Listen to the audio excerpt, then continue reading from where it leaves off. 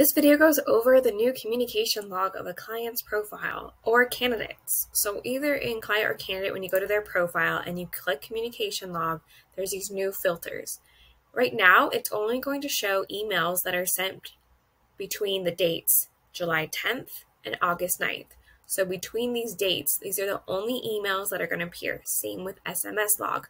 Anything between July 10th and August 9th that has been sent is going to appear. Anything between this date and this date, it's going to appear. You can clear these and it's going to show all of them. Or if you want to filter through and maybe you want to say any dates between May 3rd and today, refresh. Now it's going to show, because this email is between this date and this date, it's going to appear. You can also click and refresh and it will show all of them.